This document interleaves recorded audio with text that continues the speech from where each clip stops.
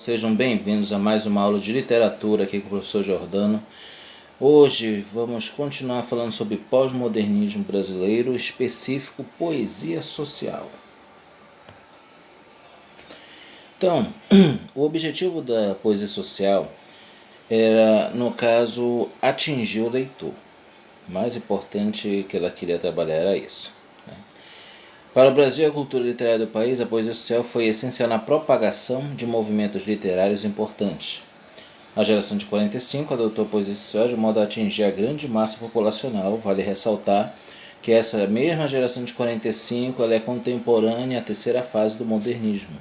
Okay? Então, existem outros movimentos que aconteceram na mesma época. Não estranhe, isso acontecia na época aqui no Brasil. Okay? Falando nisso, o que mais que a gente tem que lembrar de 45?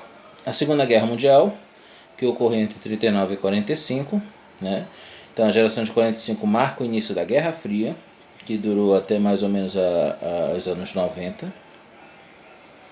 45 anos, mais ou menos. A Guerra Fria, para quem não lembra, foi a questão da corrida armamentista entre a União Soviética e os Estados Unidos, bem como o fim da Segunda Guerra de muitos governos totalitários, do qual se destaca o nazismo alemão. Com a Segunda Guerra Mundial, o fim dela, também acabou o nazismo. Mas falando a nível de Brasil, nós temos a redemocratização do país e a era Vargas, já no seu, foi quando ele instaurou o populismo, e depois é que veio o problema, que é o que acarreta, é o que motiva a existência da poesia social. Com Getúlio Vargas no poder, essa fase seria marcada pela repressão, censura e a ditadura que avançava. Então Getúlio Vargas ele foi um ditador, ele não foi militar, mas foi ditador.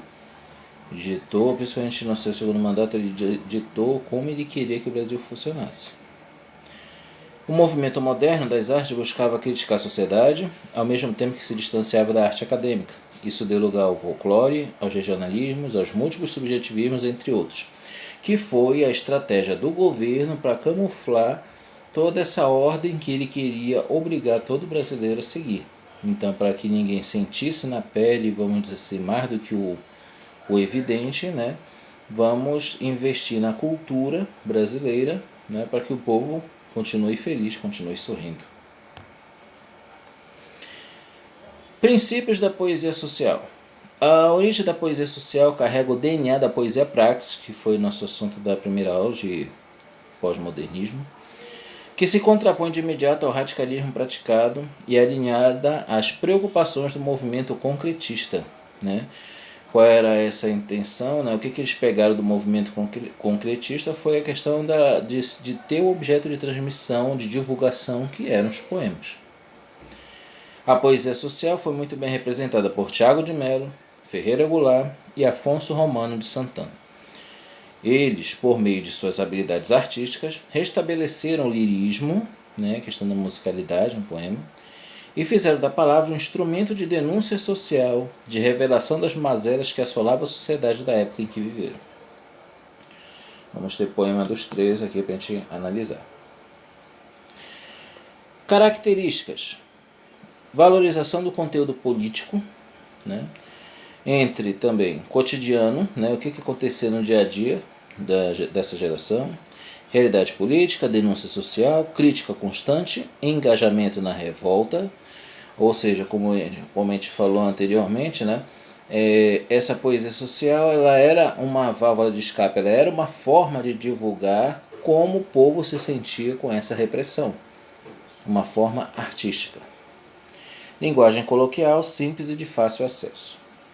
A ideia seria utilizar dos versos para protesto, contestação e trazer novamente o sentimento lírico a fim de fazer denúncias sociais. Ou seja, foi uma forma artística de denunciar aquilo que estava se vivendo. Então, vamos começar aí com o primeiro poema de Ferreira Goulart. Presta atenção já no título, Maio de 64. Na leiteria à tarde se repartem iogurtes, coalhadas, copos de leite, e no meu espelho meu rosto. São 4 horas da tarde em maio. Tenho 33 anos e uma gastrite. Ama a vida que é cheia de crianças, de flores e mulheres. A vida, esse direito de estar no mundo, ter 2 pés e mãos, uma cara e a fome de tudo, a esperança. Esse direito de todos que nenhum ato institucional ou constitucional pode caçar ou legar. Mas quantos amigos presos? Quantos em cárceres escuros, onde a tarde fede a urina e terror? Então, já no título você percebe, né, o assunto ditadura militar, que interrompeu a vida de Ferreira Goulart. Ele foi um dos milhares de brasileiros que foram exilados, né, saíram do Brasil devido à perseguição durante a época da ditadura. Lemos a repressão, a censura e as duras consequências vividas durante os anos de chumbo. Anos de chumbo, no caso, é porque quando você não queria obedecer, ou você era no mínimo preso e era sorrateado dentro da prisão, passava, desculpa a expressão, pão que o diabo amassou, ou morria. Isso ficava à mercê de quem estava no comando. Ao escolher a ditadura como tema, Goulart pretende manter viva na memória coletiva o que foram aqueles anos de terror e medo. Esperançoso, ele prega que todos têm direitos, que nenhum ato institucional ou constitucional pode caçar ou legar. Quer dizer o quê? Não é porque existe uma lei que eu devo obedecer cegamente sem ter o meu direito de ser cidadão, de falar o que eu penso, de ter a minha liberdade de expressão. Isso era a grande crítica dos poetas, dos grandes pensadores na época. E, como a gente vê aqui, né, é criticado no poema. Repara que a linguagem, como eu disse antes, é uma das características, é simples, justamente para todo mundo poder entender. Veja esse peso da última estrofe. Mas quantos amigos presos? Ele saiu do Brasil, ele conseguiu sair, mas muitos amigos não. Quantos em cárceres escuros? Muitos cárceres da ditadura militar eles não eram delegacias. Assim como existiam os campos de guerra na época do nazismo, da Segunda Guerra Mundial, existiu também não campos, mas prisões secretas, diz Armar-Nigo, não posso confirmar isso com certeza, que eram locais específicos, organizados pelo pessoal da ditadura, né, em que as pessoas eram levadas para lá. Né? E dizem muitas coisas, né, que alguns sofreram lavagem cerebral, que muitos morreram, né, que muitos ficaram presos por anos. Isso a história não diz. Não é uma coisa que a história do Brasil ensina hoje em dia nas escolas. Né? São coisas que o próprio governo omite. Onde a tarde fede a urina e terror. Né? Esse era o sentimento de quem era preso, né? E o que sentia lá dentro, normalmente isolado do mundo e de todos. Um outro poema do Ferreira Goulart. Como 2 e 2 são 4. Como 2 e 2 são 4, sei que a vida vale a pena, embora o pão seja caro e a liberdade pequena. Como teus olhos são claros e a tua pele morena, como é azul o oceano e a lagoa, serena como um tempo de alegria por trás do terror me acena. E a noite carrega o dia no seu colo de açucena. Sei que 2 e 2 são 4, sei que a vida vale a pena, mesmo que o pão seja caro e a liberdade pequena. Então nós temos aí um poema com tom social e político, novamente, né, com uma enorme parcela da lírica de Goulart. Contestador e provocador, querendo saber os limites da liberdade e os constrangimentos da vida em sociedade, assim se compõem como 2 e 2 são 4. Apesar de tratar de temas duros e questionamentos densos, o poema termina com um olhar solar e otimista. Ele faz a crítica social, reparem, sei que a vida vale a pena, embora o pão seja caro e a liberdade pequena. Quando o pão é caro, não vamos pensar somente aí em inflação, né? O quanto os preços subiram, o quanto ficou difícil de sobreviver socioeconomicamente falando. Mas esse pão não era todo mundo que conseguia, principalmente se você era contra o regime. Então, sobreviver foi uma palavra de ordem para muitos brasileiros. Liberdade pequena porque você não tinha o direito sequer de falar o que pensava, senão você era preso. Como teus olhos são claros e a tua pele morena, como é azul o oceano e a lagoa serena. É um pouco de oásis, vamos dizer assim, que Goulart ressalta aqui nesses pequenos versos, em que ele enxerga que existe beleza, mesmo com todos esses contratempos, mesmo com todo esse contexto. Como um tempo de alegria por trás do terror me acena. Ou seja, tudo isso, né, desde como teus olhos claros e a tua pele morena, são memórias de pessoas, de sua esposa ou de namoradas que ele teve na vida. Então, as memórias, o lado bom, as experiências positivas que ele teve, que a pessoa tinha na vida, era o que alegrava, era o que mantia, era o que criava esperança nessas pessoas que foram presas na época da ditadura. Sei que a vida vale a pena, mesmo que o pão seja caro e a liberdade pequena. Então ele começa e termina com esse fragmento, né, ressaltando o quanto devemos valorizar a nossa vida e a nossa liberdade. Agora um poema do Tiago de Mello, Mormaço de Primavera. Entre chuva e chuva, o mormaço. A luz que nos entrega o dia não dá ainda para distinguir o sujo do encardido, o fugaz do provisório. A própria luz é molhada, a própria luz é molhada. De tão baça não me deixa sequer enxergar o fundo dos olhos claros da mulher amada. Mas é com esta luz mesmo, difusa e dolorida, que é preciso encontrar as cores certas para poder trabalhar a primavera. Então, esse poeta amazonense, né, Tiago de Mello, né, chama atenção para os valores simples na natureza humana, principalmente a esperança. Né? Onde é que a gente percebe isso aqui no poema? A luz que nos entrega o dia.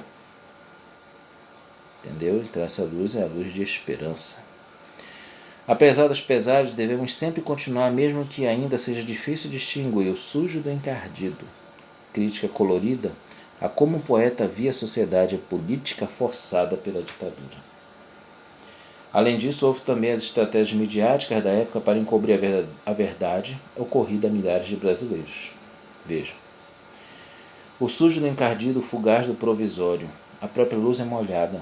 De tão baça não me deixa sequer enxergar o fundo dos olhos claros da mulher amada. Já é uma pessoa quase sem esperança, uma pessoa que está sobrevivendo mesmo a duras consequências. É preciso encontrar as cores certas para poder trabalhar a primavera. Não foi fácil encontrar a felicidade. Vamos trabalhar uma conectividade aqui da palavra primavera. Primavera lembra cores, flores, alegria. Mas era uma fase da vida de alegria? Mormaço é aquele calor, né? Aquela chama. Então, mormaço de primavera é como se fosse aquela quentura, aquele calor gostoso de sentir, de você sentir uma melancolia, uma saudade, um amor que foi perdido com a ditadura, em que você não sabia como seria o dia de amanhã, se você estaria preso, se você estaria vivo, se você estaria com a sua família. A insegurança assolava a população brasileira.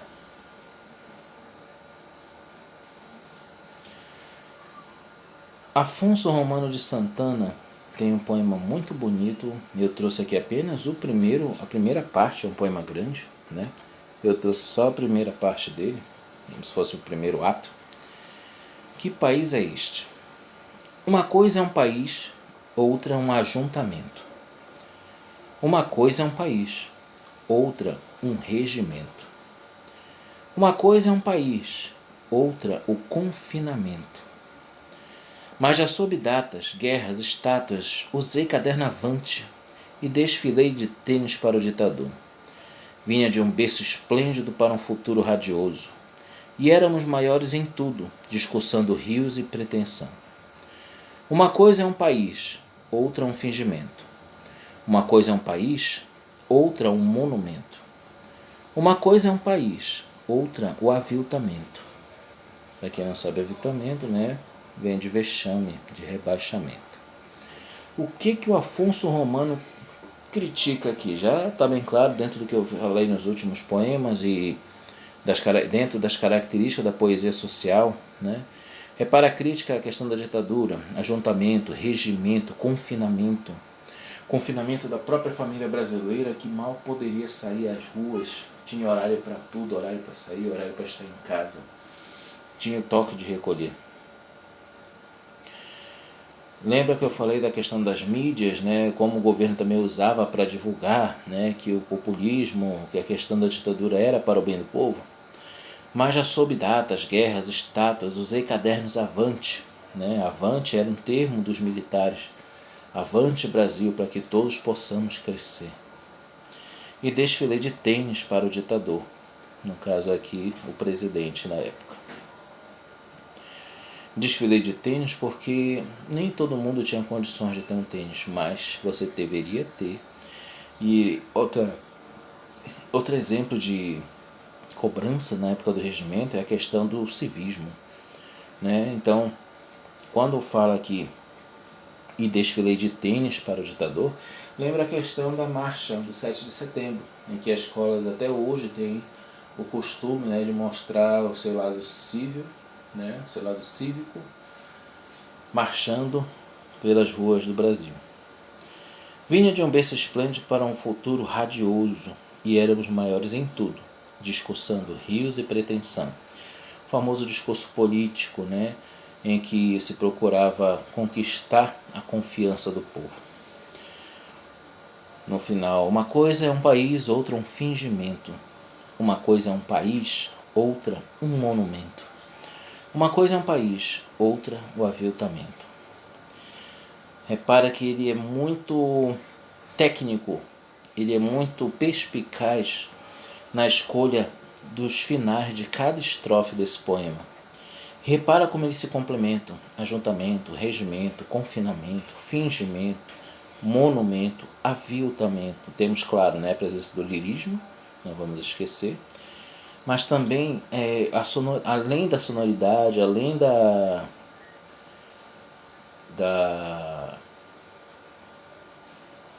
assonância que percebemos com essas palavras, não se trata apenas do som que você ouve, mas do próprio sentido.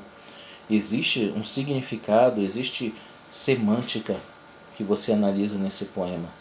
Não é só uma beleza de palavras, mas o conteúdo delas, né? O significado de cada uma mostra como o país estava na época, obscuro, fechado. Né? E como ele terminou, uma coisa é um país, outro aviltamento. O vexame, a vergonha de ser brasileiro, sendo obrigado a exercer coisas que não são meus direitos. Isso é um pouco do que temos a aprender com esses poetas e o quanto a poesia social foi importante para a nossa história brasileira e, claro, a nossa literatura. Esta foi a nossa videoaula de hoje, espero que tenham gostado. Até a próxima.